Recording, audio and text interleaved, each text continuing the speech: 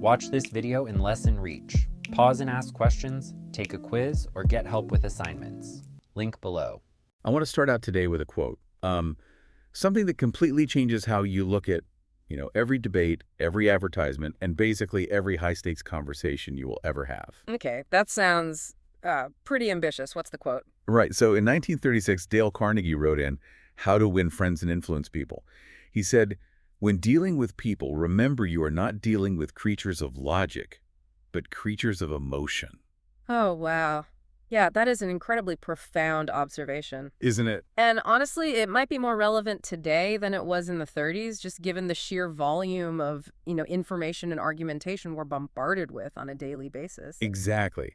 And the people who construct false or deceptive arguments, what we basically call logical fallacies, they know this. They absolutely bank on it. Yeah, they really do. They leverage our emotions, our fears, our tribal instincts, just to sneak terrible logic right past our defenses. They wrap a bad argument in so much emotional packaging that we accept it as true. Because it feels true. Right. So to combat this, we are structuring things a little differently today for this deep dive. I am officially going to act as the student today, asking the foundational questions, and I've asked you to formally put on your lecturer hat. Well, I will gladly accept the lecturer role for today's session, but don't expect me to grade on a curve. Fair enough. I wouldn't expect anything less. So what's our source material? Today's curriculum comes directly from Section 2.7 of Chapter 2 from Contemporary Mathematics.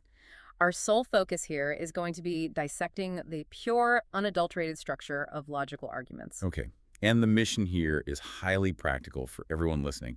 By the end of this deep dive, you will have the tools to strip away the emotional manipulation from anyone trying to persuade you. Which is an incredibly powerful skill. Yeah, you'll be able to look at the skeletal structure of their argument and instantly spot if the math actually holds up, making you essentially bulletproof against everyday manipulation. It really is a superpower once you learn it.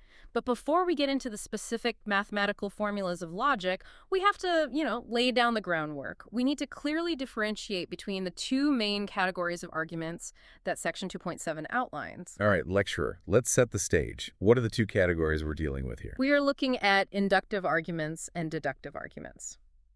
Let's tackle inductive reasoning first, because it's what we use most often in our daily lives. Okay, inductive. Right. Inductive reasoning occurs when you attempt to draw a broad general conclusion based on a pattern of very specific premises or observations. So working from the micro to the macro. Exactly. Give me a sense of what that actually looks like in the wild. Like, how do we use that every day? Well, imagine you are an investor looking at a tech company.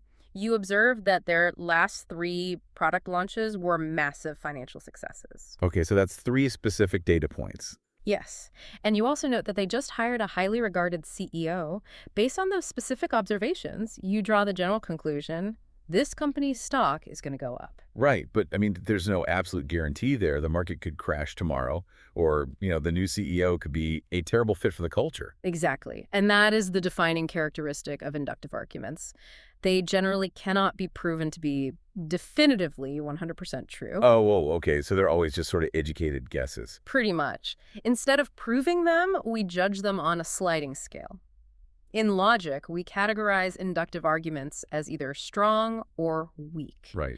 And whether you find an inductive argument strong or weak is highly subjective. It depends on your background knowledge, your risk tolerance, and really the sheer volume of evidence provided in the premises. It sounds like there was a lot of room for error there. If you don't have enough data points, you're just jumping to a conclusion. You've hit the nail on the head. When the evidence is flimsy, you end up with one of the most common logical pitfalls out there. The textbook identifies this as a hasty generalization. Hasty generalization? Yeah. This is the fallacy where you take 1 or 2 isolated incidents and use them to make a massive sweeping claim about an entire population or phenomenon. Right, like having one bad meal at a restaurant and loudly declaring that the entire culinary scene in that city is absolute garbage. Exactly. That's a perfect example. It's an emotional reaction masquerading as a logical conclusion. Okay, so inductive reasoning goes from specific to broad, and it operates on probabilities, not certainties. What is the alternative? The alternative is where the real power lies, and it's our primary focus today, inductive arguments. Deductive, okay. Deductive reasoning operates in the exact opposite direction. You attempt to draw a highly specific conclusion starting from one or more broad, general premises. Okay, macro to micro. Yes. And here is the paradigm shift. Unlike inductive arguments, deductive arguments can be mathematically proven. We can systematically test them to see if they hold up. I love the idea of mathematical proof for spoken words. That's fascinating. But how do we measure them if we aren't using the strong or weak scale? In formal logic, we evaluate deductive arguments using two very specific, highly distinct criteria. We ask, is the argument valid? Yeah. And is the argument sound? Okay, wait. In everyday conversation, valid and sound are basically synonyms. Like if I say you made a valid point, I'm basically saying you made a sound point. True, but in logic, conflating those two words will get you into a lot of trouble. Really? How so? Well, a deductive argument is considered valid strictly if its conclusion logically and inescapably follows from its premises. Okay. It is entirely about the structural flow of the ideas. It has absolutely nothing to do with reality. Wait. On the other hand, an argument is only considered sound if it is valid. Ah. A and D, all of its starting premises are objectively true in the real world. Wait, let me pause and process that. As the student, I need to make sure I'm wrapping my head around this.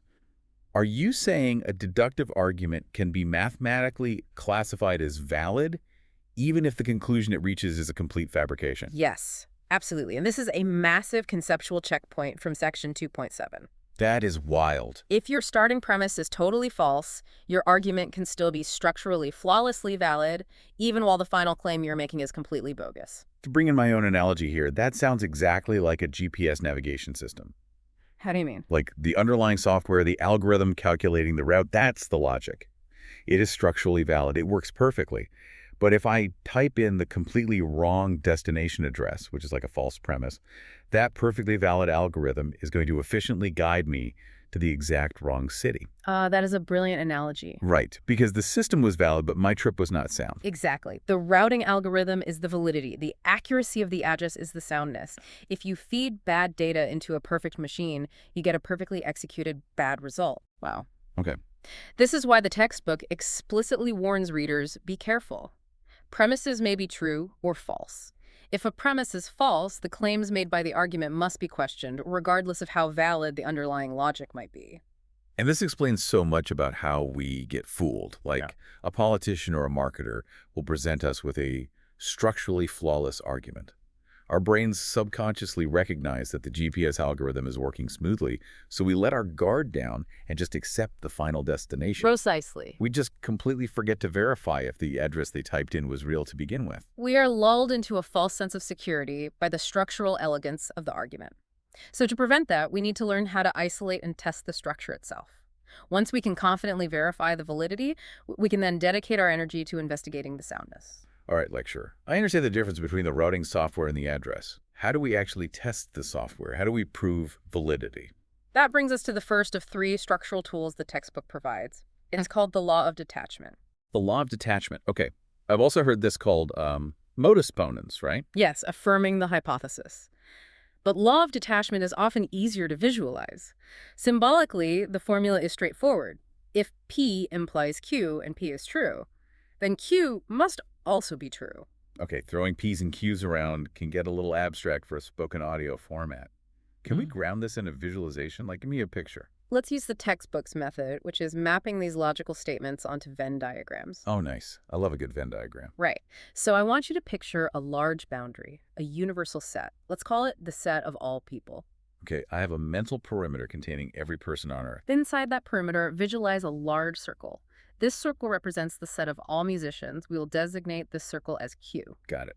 The big Q circle is musicians. Now, entirely inside that musician circle, visualize a smaller circle. This represents the set of all guitarists, which we will call P. So the guitarist set P is completely swallowed up, nested inside the musician set Q. Exactly, because our first premise is a conditional statement. If you play guitar, then you are a musician. Therefore, the set of all guitarists must be a subset of all musicians. That makes perfect geometric sense. Now for the detachment phase. Picture a specific data point, a single individual. Let's call them X. Our second premise states, this individual is a guitarist. Where does X have to go in our diagram? By definition, X has to be placed inside the smaller guitarist circle, P. Right. Now look at the geometry of your mental map. Because X is inside the guitarist circle, and the guitarist circle is permanently nested inside the musician circle, what is the inescapable conclusion about X? Well, X is automatically inside the musician circle. There is no physical way for X to be a guitarist without also being a musician based on those boundaries. Boom. You've just performed a mathematical proof of validity. If P implies Q, and P is verified as true, then Q detaches as a proven outcome. Okay, let me test my grasp on this by applying it to the required examples from the textbook exercises. Go for it. Here is one. If Leonardo da Vinci was an artist, then he painted the Mona Lisa. So, being an artist is P, and painting the Mona Lisa is Q. P implies Q. Correct. The second premise is Leonardo da Vinci was an artist. So we established that P is true. Therefore, by the law of detachment, the inescapable conclusion is he painted the Mona Lisa. Q is true. Flawless structural logic. Let me do one more to cement it. If all fish have gills, then clownfish have gills. Being a fish implies having gills. P implies Q. Second premise, all fish have gills. P is true.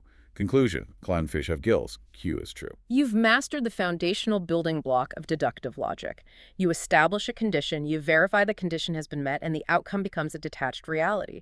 It is the basis of almost every legal contract or warranty in existence. Like, if you pay your premium, we cover the damage. Okay, but what happens when we throw a wrench in the gears? Oh, wrench. Yeah, like what if we look at the outcome first and the outcome we expected didn't actually happen? Can we work backward through the pipes? We absolutely can, and that leads us to the second structural tool in Section 2.7, the law of denying the consequent. Denying the consequence. So the first law affirmed the starting hypothesis. This one denies the final result. Correct. Formal logic calls this modus tollens. It relies on a concept known as the logically equivalent contrapositive. Okay, walk me through the algebra of the contrapositive. The formula for the law of denying the consequent is if P implies Q, and we establish that Q is definitively not true, which we symbolize as not Q, then it logically demands that P must not be true either, not P. If P implies Q and Q is false, then P has to be false. Yeah. I think I need to return to the Venn diagram to fully visualize why that happens. Let's do it. We have our universal set of people. We have our large circle Q representing musicians, and nested inside of it, the smaller circle P representing guitarists. Same exact structural boundaries as before. Exactly the same. The first premise remains if you play guitar, then you are a musician. But here's where the path diverges. Our second premise now states, this individual, X, is not a musician. Okay, so if X is not a musician, I cannot put them inside the large Q circle. I have to place X somewhere in the universal set, completely outside the boundary of musicians. Right. Now observe the diagram. With X floating entirely outside the musician circle, is there any geometric possibility that X is somehow inside the nested guitarist circle? No, it's structurally impossible. The guitarist circle is a subset. It's completely trapped inside the musician circle. Right. If you are locked outside the big circle, you are inherently locked outside the small circle. And there is your proof. Because X is outside the set of musicians, it must also be outside the set of guitarists. If P implies Q, and not Q is true, then not P must be true. Let me apply this to the textbook's Da Vinci example, because I think this perfectly illustrates the danger of confusing validity with soundness. Go ahead, I want to hear this. Premise 1. If Leonardo da Vinci was an artist, then he painted the Mona Lisa. P implies Q. Premise 2. Leonardo da Vinci did not paint the Mona Lisa, so that's our not Q. We place da Vinci completely outside the Mona Lisa circle. And based purely on the law of denying the consequent, what is the valid conclusion? The conclusion has to be Leonardo da Vinci was not an artist, not P. Structurally, that is 100% valid. But practically, it's completely absurd. Da Vinci was obviously an artist. He created countless masterpieces. The conclusion we just structurally proved is historically false. Welcome to the critical distinction between validity and soundness. The architecture of the argument you just constructed is impervious. It is mathematically valid. Right. The reason the conclusion feels like a car crash is because the starting premise, the idea that painting the Mona Lisa is the sole qualifying condition for being an artist, is demonstrably false. There are millions of artists who didn't paint the Mona Lisa. But if we agree to accept the premises as given, the conclusion follows perfectly. You know, I see this tactic used in high-stakes environments all the time, especially in criminal defense. Oh, absolutely. A lawyer will stand up and say, if my client was at the scene of the crime, He would be visible on the security footage. He is not visible on the footage. Therefore, he was not at the scene. It is a perfectly valid application of modus tollens. It is a devastatingly effective argument structure. But the soundness completely hinges on whether that first premise is actually true.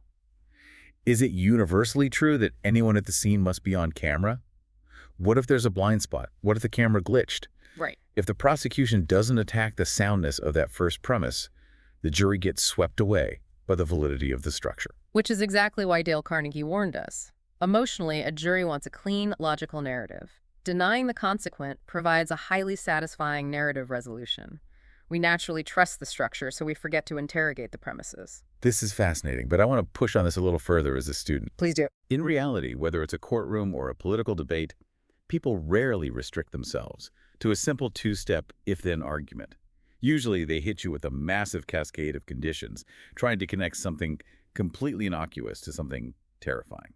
You're describing a very specific rhetorical strategy, and Section 2.7 provides our third structural tool to dismantle it. It is known as the chain rule for conditional arguments. The chain rule. Or, if you want the more academic terms, a hypothetical syllogism or the transitivity of implication. Transitivity of implication sounds like a title of a terrible sci-fi novel. Yeah, it really does. But it's just a fancy way of expressing a fundamental mathematical property. The transitive property for numbers states that if 3 is less than 4 and 4 is less than 5, then it is an inescapable fact that 3 is less than 5. Right, you just skip over the 4 and connect the endpoints. How does that translate to Fable arguments? The chain rule applies that exact same transitivity to conditional statements. If your argument consists of multiple conditional links, for example, if P implies Q and Q implies R, then it logically follows that P implies R. Okay, let's take this back to the Venn diagram boundaries. I want to see this mathematically. Let's rebuild it. Universal set of people, circle Q for musicians, and nested inside, circle P for guitarists. First premise, if you play guitar, then you are a musician. P implies Q. I see it. Now we add a new link to the chain. Premise 2, if you are a musician, then you are an artist. We will call this new set of artists R. So to map that, I need to draw an even larger circle, R, that completely engulfs the musician circle, Q. Yes, the entire musician set is now a subset of the artist set. It looks like a target. Guitarists are in the center, wrapped in musicians, wrapped in artists. Now, analyze the relationship between the innermost subset and the outermost subset. What can you logically deduce? Well, because guitarists are permanently trapped inside musicians, and musicians are permanently trapped inside artists, any XI place in the guitarist circle is automatically inside the artist circle. You have just validated the chain rule. If P implies Q and Q implies R, then P implies R. If you are a guitarist, then you are an artist. You successfully bypassed the intermediate link, the musicians, to prove a direct relationship between the first condition and the final outcome. This clicks perfectly. Let me use the highly relatable example from the textbook exercises to demonstrate this. Sure. Premise 1. If my roommate goes to work, then my roommate will get paid. Going to work is P, getting paid is Q. P implies Q. Correct. Premise 2. If my roommate gets paid, then my roommate will pay their bills. Getting paid is Q, paying bills is R. Q implies R. Also correct. So extract the valid conclusion. By applying the chain rule, we basically just drop the middleman. The conclusion is, if my roommate goes to work, they will pay their bills. P implies R. The structure is intact and valid. But again, you must always remember to evaluate the soundness in the real world. Oh, absolutely. And this is exactly how the slippery slope fallacy is weaponized in politics. How do you mean? Well, a politician will say, if we pass this new zoning law, developers will build cheaper housing. If they build cheaper housing, property values will plummet. If property values plummet, the local economy will collapse. Therefore, if we pass this zoning law, the town will be destroyed. It is a masterful use of the chain rule. Structurally, it is a perfectly valid hypothetical syllogism. But the soundness is incredibly brittle. Every single link in that chain represents a massive leap in probability. It only takes one false premise. Maybe cheaper housing actually attracts new businesses, and the entire chain shatters. Yeah, totally. Yet, because the logical structure flows so smoothly, people get terrified and vote against the law. Which brings us full circle to Dale Carnegie. They are using a valid mathematical structure to trigger an emotional response fear, while hoping you won't pause to rigorously test the soundness of the individual premises. Okay, I am going to step out of the student persona now. Because if you are listening to this, The practical application of what we just covered is immense. It really is. By internalizing these three specific frameworks, the law of detachment, the law of denying the consequent, and the chain rule, you have just been handed an X-ray machine for human communication. It removes the noise. You can ignore the tone of voice, the dramatic pauses, the emotional appeals, and just look at the skeletal structure of what someone is trying to sell you. Exactly. You can ask yourself, are they simply affirming the hypothesis? Are they trying to work backwards by denying the consequent but relying on a faulty first premise? Or are they chaining a bunch of loosely related anxieties together and hoping you don't notice that half the links are made of paper? My advice to you, the listener, is to start practicing this immediately. The next time you are in a boardroom and a colleague presents a deductive claim about a new strategy, or you hear a pundit on television predicting a crisis, mentally draw those Venn diagrams. Yeah, that's such a good habit to build. See if their claims actually nest inside the boundaries they've established, or if they are banking on your emotional agreement to slip a structural fallacy past that. It completely changes how you consume information. You stop being a passive recipient and become an active auditor of logic. It does. But I want to leave you with one final, slightly provocative thought to puzzle over. A little philosophical homework stemming from Section 2.7. Ooh, all right. Lay it on us. We have established that we now possess the mathematical tools to definitively prove the validity of a deductive structure. We can test the algorithms. But we also established that an argument is only truly sound if we can prove that all of its premises are objectively true. Right. The GPS is only useful if the address is real. Here is the epistemological paradox. Deductive logic fundamentally requires us to start with broad, general premises to reach specific conclusions, like all fish have gills, or if you play guitar, you are a musician. But how do we arrive at those broad, general truths in the first place? Well, we have to use inductive reasoning. We have to observe enough specific instances to feel confident making a general rule. Exactly. But as we learned at the very beginning of this session, inductive reasoning can never be 100% proven. It is only ever strong or weak. It always carries the risk of a hasty generalization. Oh, wow. I didn't even think about that. So the puzzle is this. If the absolute certainty of deductive logic relies on general premises, and those general premises can only be forged using the inherently uncertain tools of inductive logic, can we ever truly prove the absolute soundness of any argument? Or are we ultimately building mathematical fortresses on a foundation of well-educated guesses? That is a phenomenal question. It means there is no escaping the human element. We have to use our judgment. Something to mull over until our next deep dive. Remember, you are navigating a world of emotional creatures. Let structural logic be your anchor.